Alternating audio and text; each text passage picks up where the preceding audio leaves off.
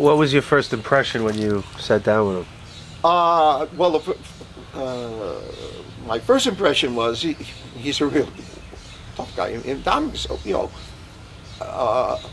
wise guys come in different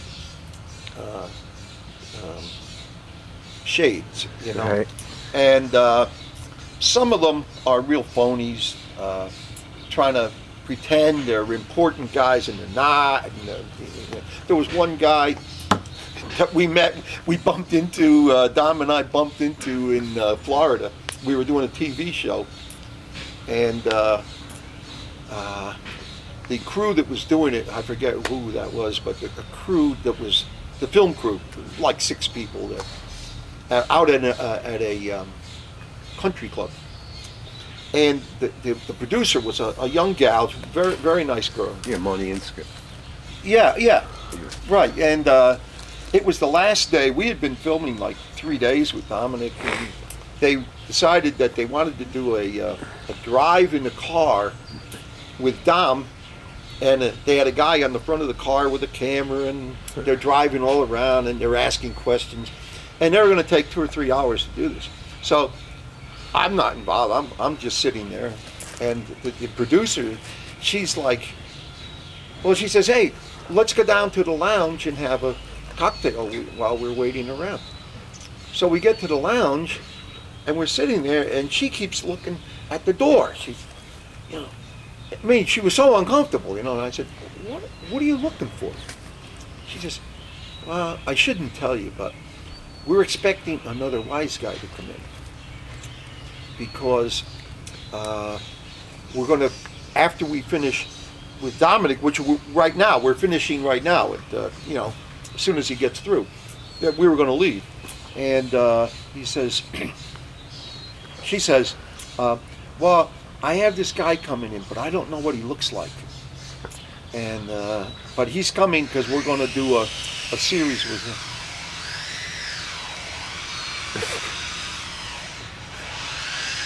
That's big. They're doing some construction, I guess. Right. Jeez. Okay.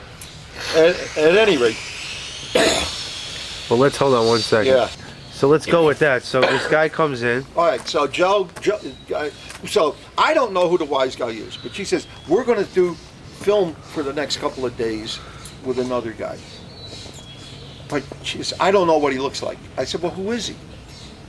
So she says, oh, I don't know if I can tell you his name. He's a witness. I said, well, you might as well tell me the name. I said, I'm going to see him when he comes in here. If you keep looking at the door, he's supposed to be coming in. She says, yeah. I said, well, why don't you tell me the guy's name? And maybe I can help you. So she said, okay, Joe Dogs. And so I go, Joe Dogs? Joe Iannuzzi. Right. I said, I know Joe. Joe was here at my house. Joe had come to my house. He was with another agent, and who used to race on my boat with me. And one day, the guy was up at the hotel. It was like a weekend, and he was just killing time, and they were looking for something to do. They drove down here, and they were kibitzing with us. And I spent an hour or two just shooting the breeze with Joe. And at the time, I was talking about writing a book when I got out of the Bureau. And it was, I was going to write the Mafia Cookbook, the official Mafia Cookbook. I remember when you were going to do And it was really just going to be like a little paperback, like $10 paperback book. And it was going to be comical with a little recipe. I wanted Denise, I was hoping was going to do the recipes. Right. And I was going to have a funny story about different wise guys, and then a little cartoon with it, and a recipe. So anyway, I never got to it. But Andy Kearns, he's, by the way, the co-author of the bestseller, Boss of Bosses, about Paul Castellano. Okay. So that was who it was, Andy. And so Andy, after the fact, tells Joe Dogs, because Joe likes to cook. He says, why don't you write a cookbook, Joe? So he did. He wrote a cookbook. It got published, and it wasn't a bestseller, but it got some publicity, and that's why they were interviewing him about Mostly about the cookbook.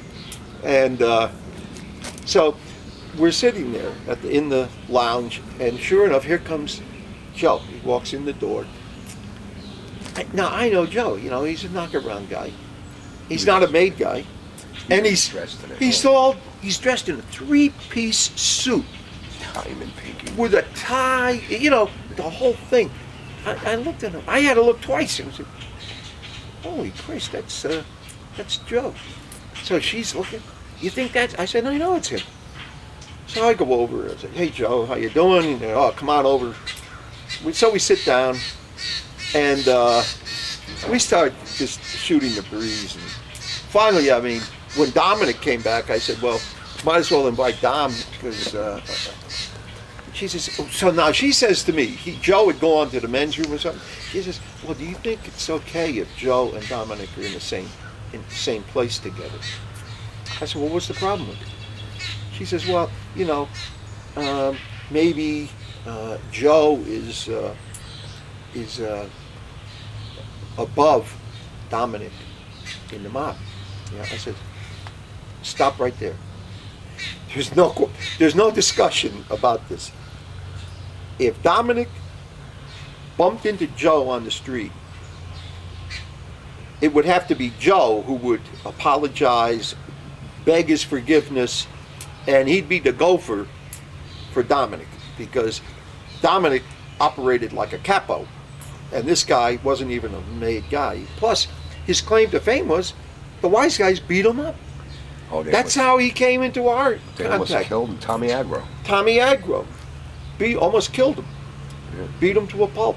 Right. And so he cooperated with our office, and Andy Kearns, my friend, was the agent who worked with him. So I'm again going back to wise guys come in different shades. Right.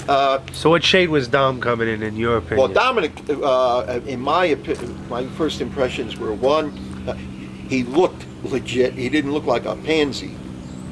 And, you know, he was a tough guy. And that counts on the street, you know, your appearance. And then I already knew his background. We had his military record. We knew from Freddie, we knew from things that, you know, how he operated on the street. So we knew a lot about Dominic before we ever met him. Right. And so I already had, and he was just what I expected. And we had photos of him in addition. Right. So he was just what I expected. I think that I probably would say that Dominic is much more articulate and better educated, smarter than the average. Well, for sure than the average wise guys. Right. But Dom was able to talk about things, and a lot of them aren't. Gotcha. So Once you started talking to him and getting information from him, I mean, did you find that, well, obviously you're saying he cooperated, but did you find that he was special then, or was it later on that you figured, like, okay, this guy's different from these average guys? Was it right away, or was it over time? well, it takes time to evaluate that. You can't tell in first encounters, especially in that situation, because we had a lot of things that we had to think about along with this. Number one was he had been using narcotics up until then, and he was motivated to save the girl that came in. He wanted to make one of the reasons he wanted to make a deal with us was he wanted her, from the girl from California that he flew out here with, to be released and no charges, and that in return for his cooperation.